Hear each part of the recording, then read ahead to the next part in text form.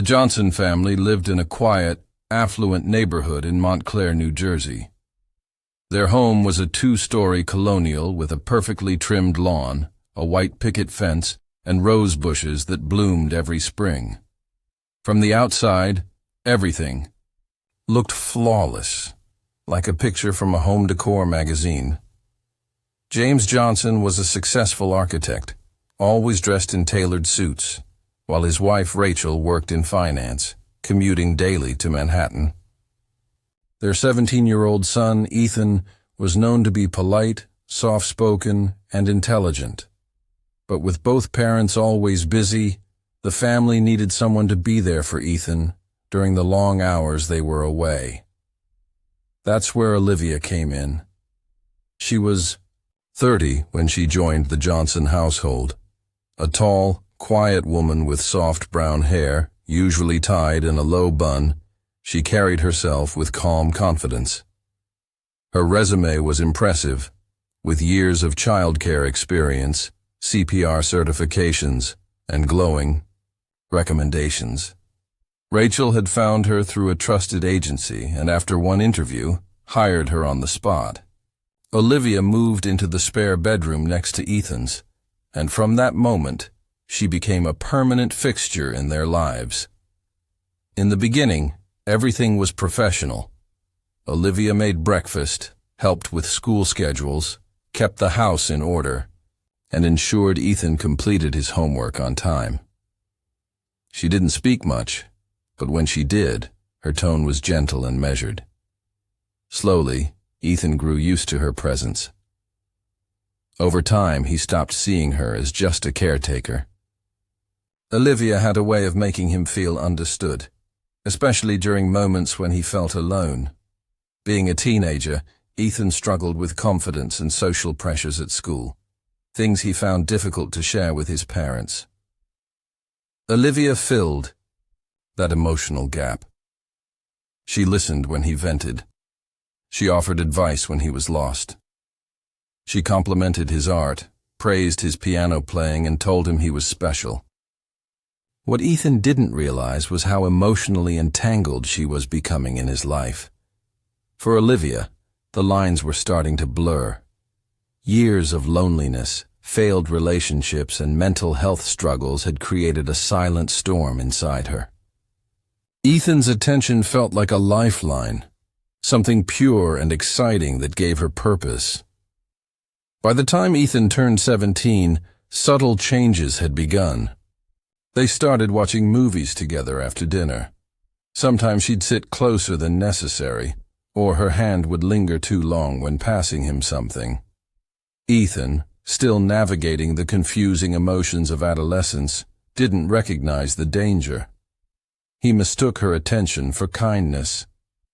He didn't see the manipulation in her compliments, or the way she gradually distanced him from his friends, suggesting they didn't truly understand him. The more he leaned on Livye, the more isolated he became from everyone else. Rachel and James remained unaware. Rachel was often exhausted after long days in the city and took comfort in knowing Livye had everything at home under control. James, preoccupied with work projects and architectural deadlines, barely paid attention to the day-to-day dynamics in the household. To them, Livye was a blessing, someone who gave them peace of mind. But beneath the surface, something sinister had started. Livye began leaving handwritten notes for Ethan, words of affirmation, private jokes, and small secrets. She'd slip them into his backpack or leave them on his pillow. When Ethan didn't respond with the same intensity, she became emotionally volatile. One moment overly affectionate, the next withdrawn and cold. It was confusing and stressful, but Ethan didn't know how to stop it. He didn't want to cause trouble. After all, Livye had always been there for him. The affair began, quietly, without fanfare. A moment of weakness, a blur of blurred boundaries. It happened one night while James and Rachel were out at a charity event. The house was dark, a soft rain tapping against the windows. Olivia and Ethan were watching a movie in the living room when she leaned in too close. That night changed everything.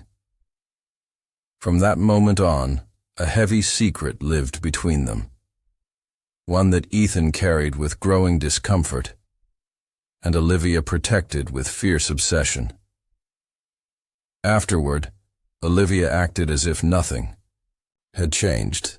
She cooked breakfast, did the laundry, and cleaned the house just as before. But now, she watched Ethan with possessive eyes, growing increasingly jealous if he spent time on his phone or talked to girls at school. She began controlling every aspect of his life under the disguise of care. She monitored his moods, questioned his texts, and even read through his notebooks when he wasn't around. For her, this wasn't just infatuation. It was love, twisted and dangerous. Ethan, meanwhile, began to withdraw. He grew quieter at school. Teachers noticed his grades dipping slightly and commented on his lack of participation. When friends asked him to hang out, he declined, saying he had things to do at home. He felt trapped, but he didn't know how to explain it. Who would believe him if he said his nanny was in love with him? Who would believe that she wasn't just a caregiver anymore, and yet no one noticed? Not Rachel, not James, not the neighbors who waved as they passed the Johnson house each morning. The facade remained intact, hiding the secrets boiling underneath. Olivia wore her usual smile, played her part perfectly, and never gave anyone a reason to look closer.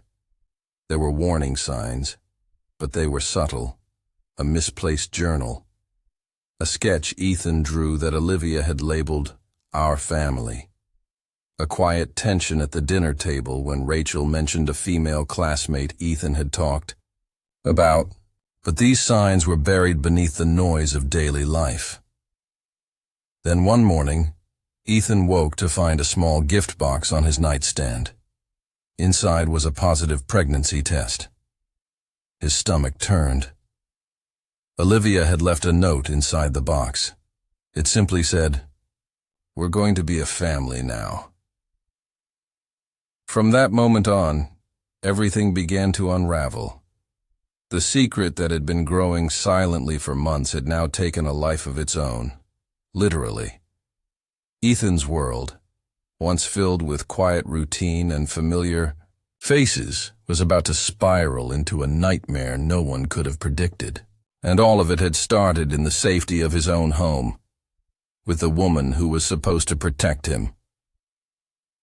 Ethan sat on the edge of his bed, staring at the small white stick in his hand. His heart pounded so hard it echoed in his ears. He had seen pregnancy tests before, but never like this. This one wasn't part of a movie scene or someone else's drama. It was real. And it was his. The two pink lines stared back at him like silent accusations, confirming the one thing he had been hoping wasn't true. Olivia was pregnant. He had barely turned 17. He hadn't even finished high school. He still had dreams of college, travel, art school, dreams that now felt like distant fantasies. His hands trembled as he picked up the folded note Olivia had left beside the test. Her handwriting was neat and gentle, almost motherly, which made the words even more terrifying. "We're going to be a family now," it read. No explanation, no question, just a quiet declaration. Ethan didn't know what to do. Part of him wanted to scream. Another part wanted to run. But instead, he sat still, paralyzed by fear and confusion. He tried to retrace the past few months in his mind, wondering how everything had gotten so out of control. It had started with comfort, small acts of kindness, then the lines blurred. Now it was something unrecognizable, dangerous, heavy, and irreversible.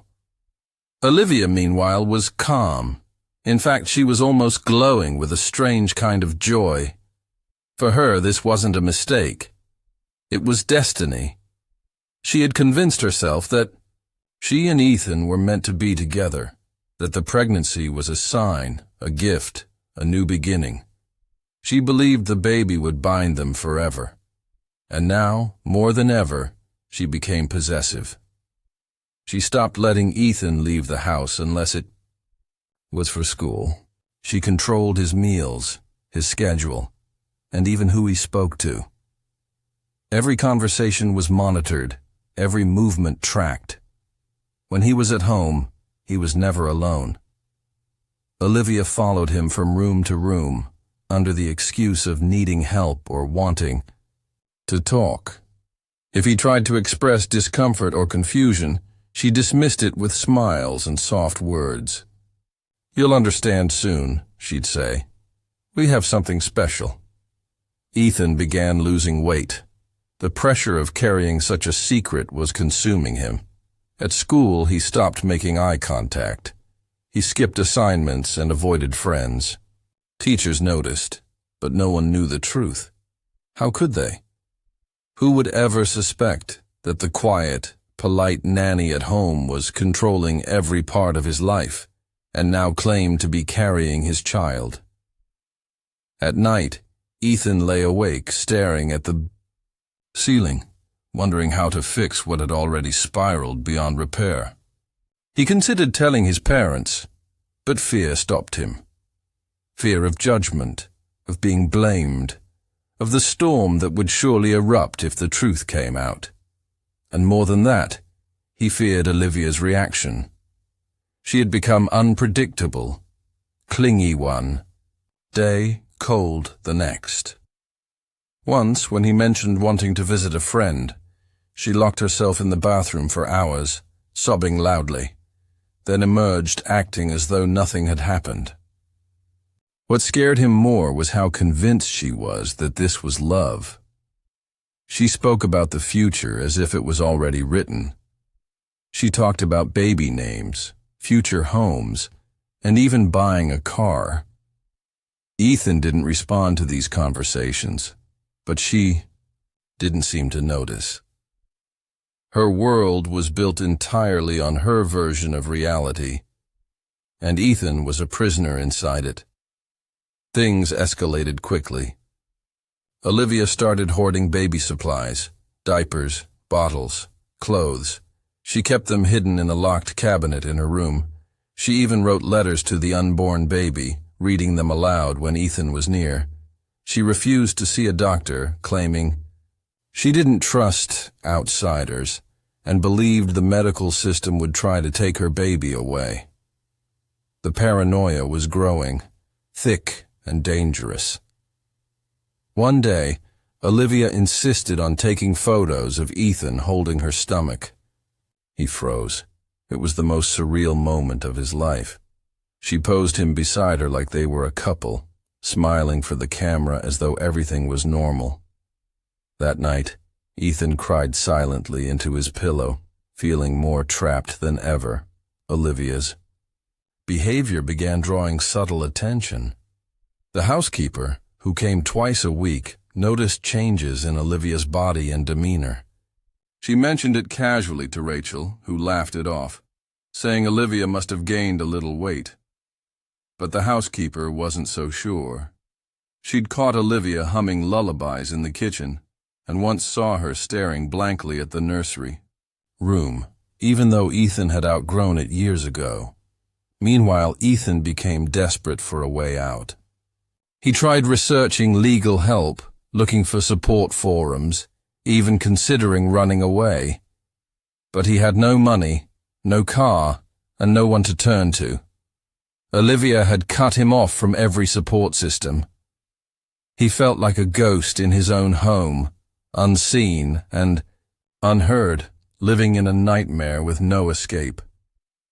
He started avoiding Livye more, locking his door at night, pretending to sleep when she knocked. But it only made her more intense. She left small gifts by his door, wrote letters describing their future family, and told him daily how much she loved him. Ethan was breaking under the pressure. The breaking point came one afternoon when he returned home from school to find Livye in the kitchen, holding a baby book and smiling. She had cooked a large dinner and set the table with candles and flowers. It looked like a romantic date. She told him they were celebrating their new chapter. Ethan sat through the meal in silence, barely touching his food, while Livye spoke softly about love, loyalty, and building a home together. That night, Ethan finally decided he had to speak to someone, anyone. The weight of the secret was too heavy, the fear too real. He didn't know what would happen next, but he knew he couldn't go on like this. What he didn't realize was that he wasn't the only one starting to see cracks in the illusion. Rachel Johnson, always detail-oriented and perceptive in her own way, had begun to sense something strange about Livye. The distance in Ethan's eyes. The awkwardness between him and the woman who once felt like family. Little things were beginning to pile up. The truth, long hidden behind closed doors, was beginning to slip through the cracks. And once it came to light, it would tear the Johnson family apart in ways no one could have imagined. Rachel Johnson stood in the kitchen sipping her morning coffee when she noticed something odd. Livye's cup, which usually sat neatly washed and placed upside down on the rack, was missing. Not a big deal in itself, but it was the third morning in a row. Rachel casually opened the dishwasher and found it packed, but not started. For a woman who kept things meticulous, that was strange. She frowned, closing the door slowly. As the days passed, Rachel started noticing more things that didn't quite add up. Groceries were disappearing faster, especially odd items, crackers, fruit purees, ginger tea. She assumed Ethan was snacking more, or Livye was simply buying different foods, but still, something felt off. She also found receipts in the trash for baby supplies, diapers, prenatal vitamins, pacifiers. Rachel assumed Livye was helping someone else, or perhaps donating to a charity. That seemed reasonable, until she found a half-hidden bag under the guest bed filled with baby clothes, all labeled with tiny, colorful tags. That evening, Rachel asked Livye casually if she had any visitors lately. Livye smiled politely and said no. Her expression didn't change, but Rachel saw something flicker in her eyes, a brief hesitation, a tightening of her jaw. It was subtle, but enough to plant a seed of doubt. Later that night, Rachel knocked on Ethan's bedroom door. He opened it slightly, barely making eye contact. She asked how he was. He said fine. When she reached in to hug him, he stiffened. She hadn't hugged her son in weeks and didn't realize how distant he'd become until that moment. Something was wrong. She felt it in her bones. Rachel decided to start digging quietly.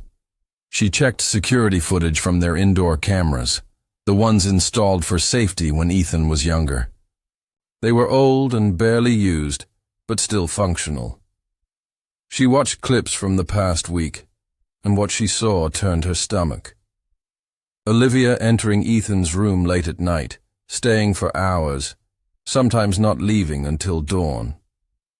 Livye brushing, his hair hugging him too long, whispering things into his ear while he sat motionless. The footage didn't show anything explicit, but the intimacy was undeniable. Rachel's hands shook as she paused the screen. A wave of nausea hit her. She couldn't process what she was seeing. The woman she had trusted, the woman who had helped raise her son for years, was now violating every boundary. Rachel sat in the dark, replaying the clips again and again, her mind spinning.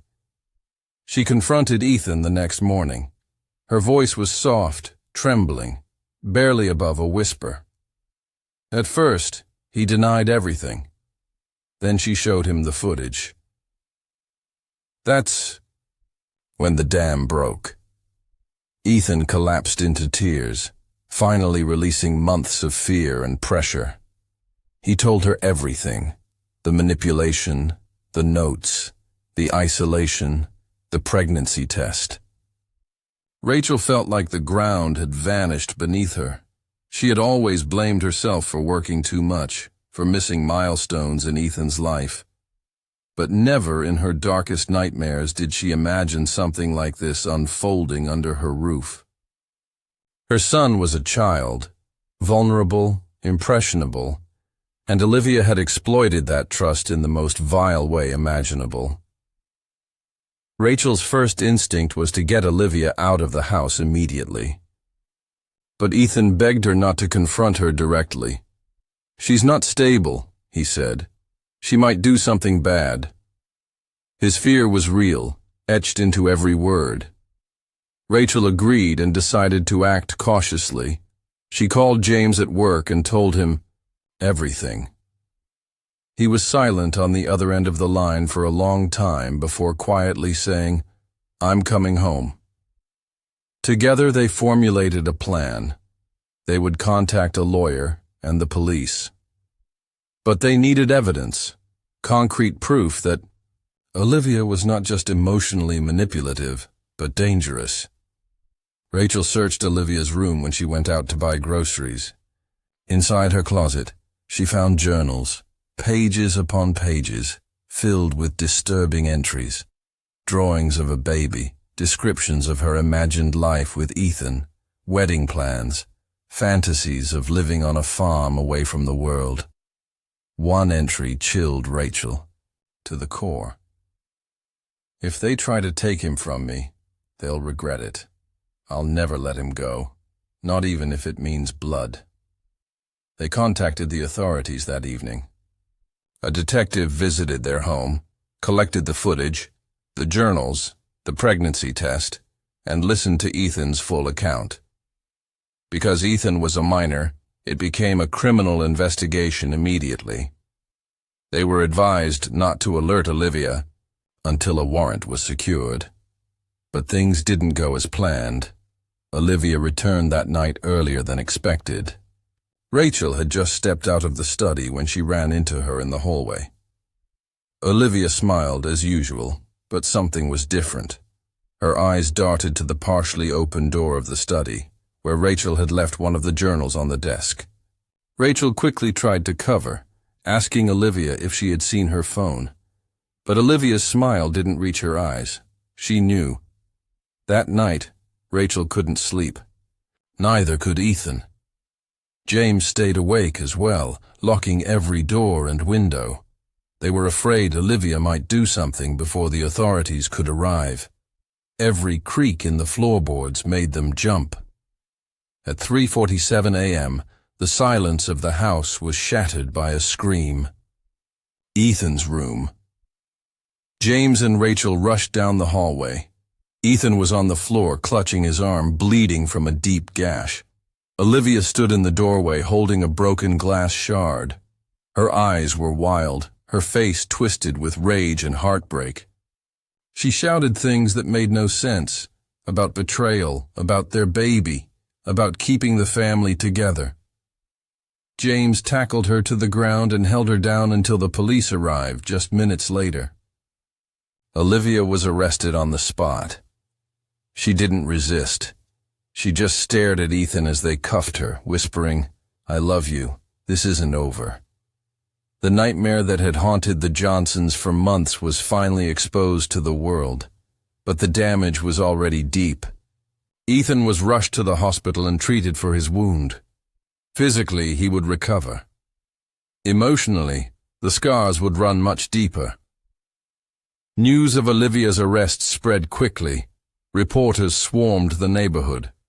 Neighbors who once waved with smiles now watched with wide, horrified eyes. The truth had come out, but with it came shame, questions and trauma that would take years to unpack. And behind it all was the chilling realization that what had appeared to be a safe, loving home had become the scene of a twisted obsession, one that could have ended in far more than just blood. The media frenzy erupted within hours of Olivia's arrest. News vans lined the quiet suburban street, their satellite dishes reaching skyward like metal arms. Reporters whispered into microphones, using words like scandal, seduction, and obsession, painting the Johnson home as a place of dark secrets. For Rachel and James, it was like living inside a fishbowl, each movement scrutinized, each window suddenly too transparent. But for Ethan, the glare of the public eye was far worse. It turned his trauma into spectacle. At the hospital, Ethan was kept under observation for 2 nights. The cut on his arm, though deep, didn't hit any tendons. But the emotional toll showed in his eyes. He barely spoke. Doctors suggested trauma counseling, and Rachel immediately agreed. They tried to assure him he was safe now, but even in a guarded hospital room, Ethan didn't feel safe. He kept asking if Olivia was really gone, if she'd come back, if the baby was real. The fear didn't leave his voice. Detectives began their investigation in full force. They searched Olivia's belongings, tracked her phone records, reviewed camera footage, and pieced together a timeline of her actions. What they uncovered was darker than anyone expected. Olivia had been keeping a secret diary hidden behind a false panel in her closet.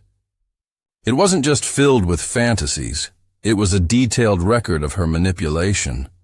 She documented her plans, her fears, and chillingly, her attempts to alter Ethan's behavior. She had laced his tea with over-the-counter supplements meant to induce drowsiness. She'd studied methods of coercive persuasion online. The obsession had crossed into territory far more calculated than impulsive. Authorities were stunned. Olivia had no prior criminal record. She was described by past employers as gentle, reliable, loving. But now her face was plastered on television screens across the country, labeled a predator. Interviews with neighbors ran on repeat. Some defended her character. Others expressed horror at the betrayal. But no one could deny what had happened. The Johnson family tried to maintain some sense of normalcy. Rachel returned to work, but her focus was shattered. James took time off to stay close to Ethan, who refused to return to school. They hired a therapist who visited the house twice a week, but nothing was the same. The house was quieter, colder. Every corner seemed to carry Olivia's shadow. One morning, Rachel found Ethan sitting in the backyard staring at the empty flower bed. He told her Olivia used to talk about planting sunflowers there for their future child. Rachel didn't know how to respond. The image was so twisted it made her chest ache. She knelt beside him and promised him again that he had done nothing wrong, that he was manipulated by someone much older who should have protected him, not destroyed him. But Ethan didn't respond. He just stared at the dirt. Meanwhile, Olivia's legal proceedings began. She was charged with multiple counts, including statutory rape, child endangerment, unlawful confinement, and assault with a deadly weapon. Her defense attorney painted a picture of a mentally ill woman suffering from delusions, claiming she had experienced maternal transference, a rare psychological phenomenon. The prosecution, however, argued the opposite.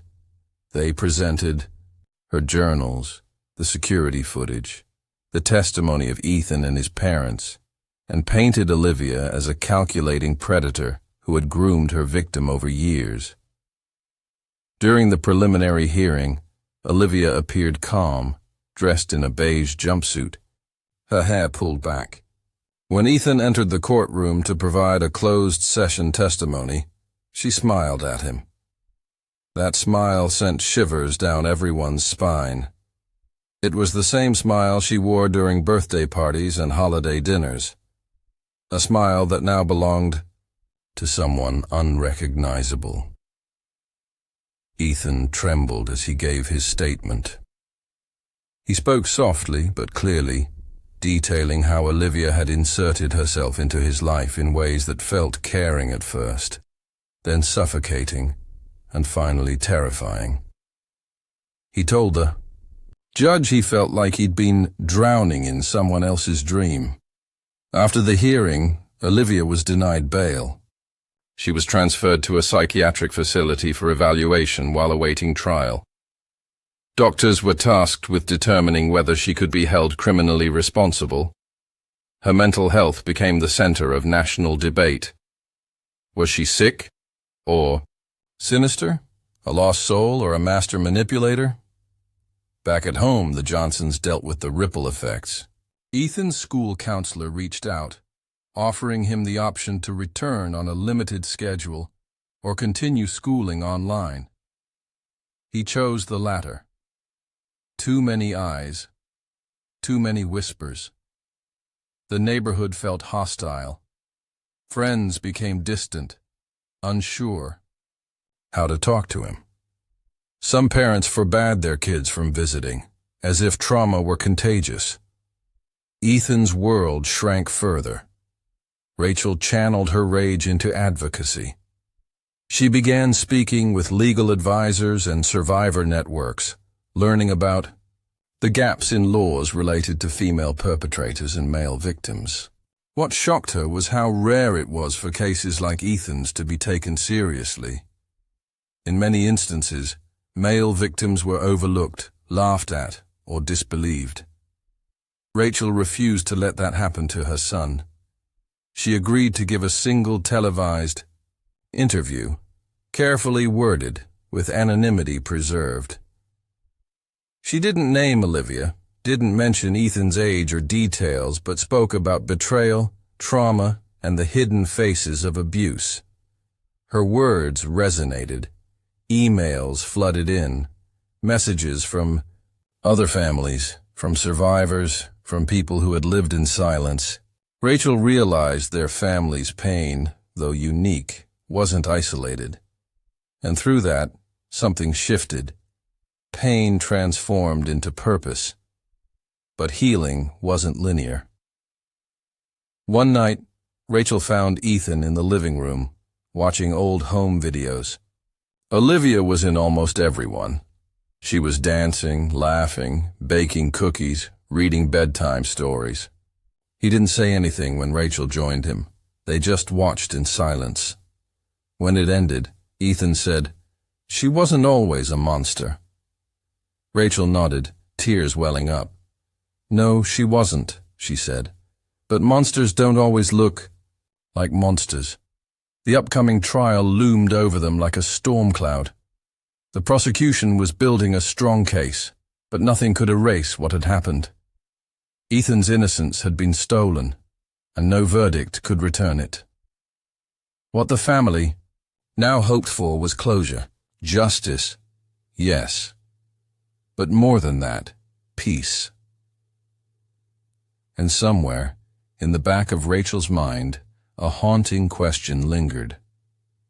What if she hadn't noticed? What if she'd ignored those early signs? What if Ethan had never said anything? The thought made her cold. Because the truth was, the crime hadn't started with the knife. It had started long before, with a twisted form of love that slowly turned to control, then delusion, then violence. And though Livye was now behind bars, the consequences of her obsession continued to unravel, one layer at a time. The trial began on a rainy Monday morning, nearly a year after Livye's arrest. The courtroom was packed with spectators, reporters, and legal teams. Outside, cameras flashed, umbrellas opened, and microphones were pushed into the faces of anyone even remotely connected to the case. The Johnson family entered quietly through a side entrance, escorted by security. Rachel held Ethan's hand tightly, her fingers trembling but her face composed. James walked slightly ahead, shoulders squared, jaw clenched. For Ethan, the courtroom felt more like a stage, one where his pain would be dissected, doubted, and possibly dismissed in front of strangers. The prosecution opened with a detailed account of the events, beginning from Olivia's employment 30 years ago to the discovery of the pregnancy and the attempted attack on Ethan.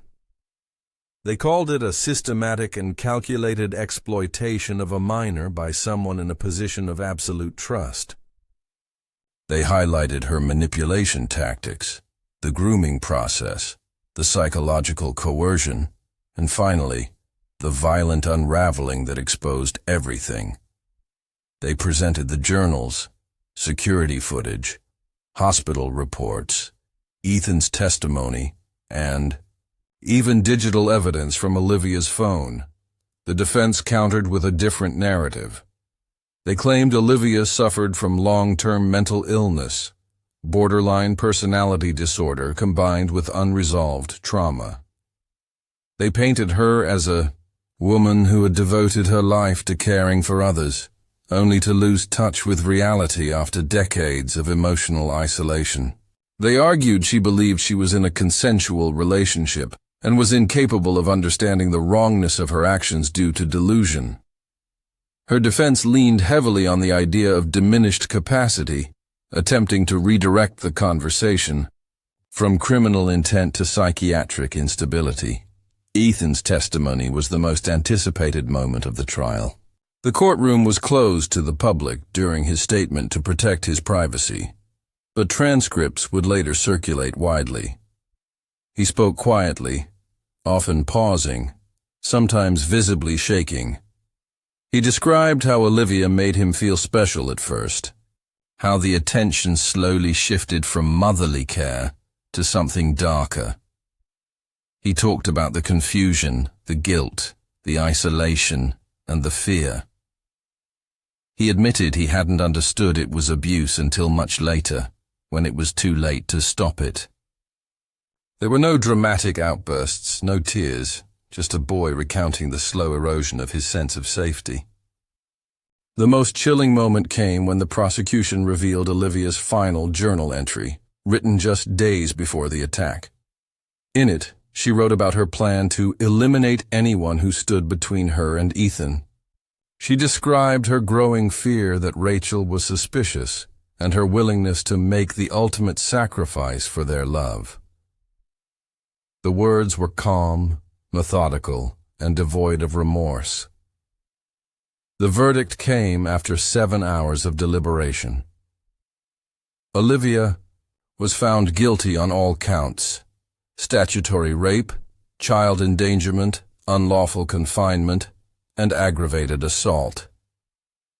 She showed no visible reaction as the sentence was read.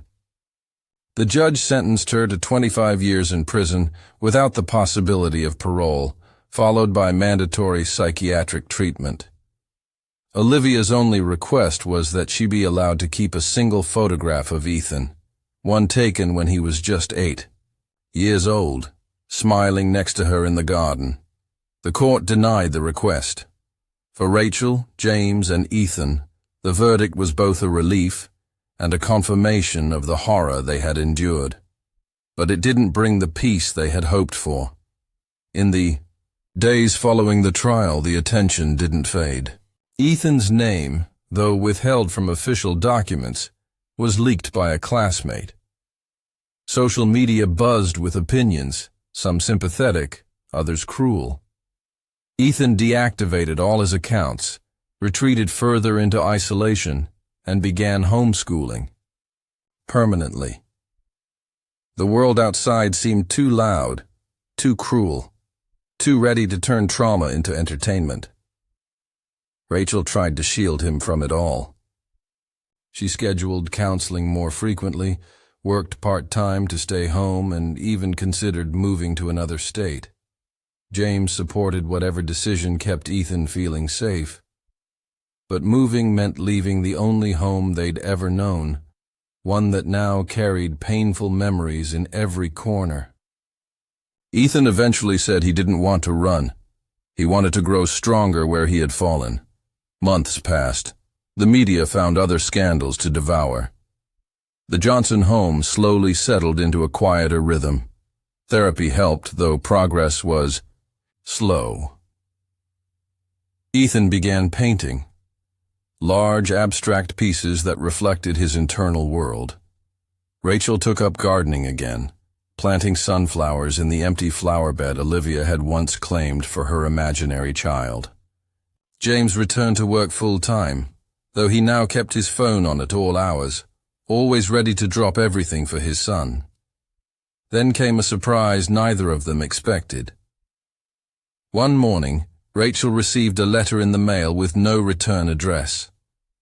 Inside was a sonogram image, dated during the height of Olivier's manipulation. Attached was a handwritten note, shaky and nearly illegible. "He exists. I gave him up. I couldn't raise him in prison. He's safe now. Don't tell Ethan yet. He's not ready. But one day, maybe he'll want to know." Rachel's heart stopped. She reread the note a dozen times. The DNA tests Livye had initially refused, the pregnancy no one had confirmed. Was it true? Had she really carried Ethan's child? Rachel showed the letter to James, then to their attorney. The authorities were contacted, and soon it was confirmed. A child, born under Olivier's name, placed into foster care shortly after her incarceration. The baby, a boy, was healthy and currently living with a couple in another state. The Johnsons were stunned. Ethan was told gently, weeks later, in a private therapy session. At first, he went numb. Then he cried for hours. Not out of joy or sadness, but from the weight of knowing his life had changed in ways he hadn't even imagined. He didn't want to meet the child. Not yet. He said he needed time. Rachel and James respected his decision. The foster family agreed to send updates and photos through the proper channels. For now, that was enough. Time marched forward. Seasons changed. The flowers in the backyard bloomed. The house began to feel a little more like home again. Ethan started painting landscapes. Rachel resumed teaching yoga at a local studio.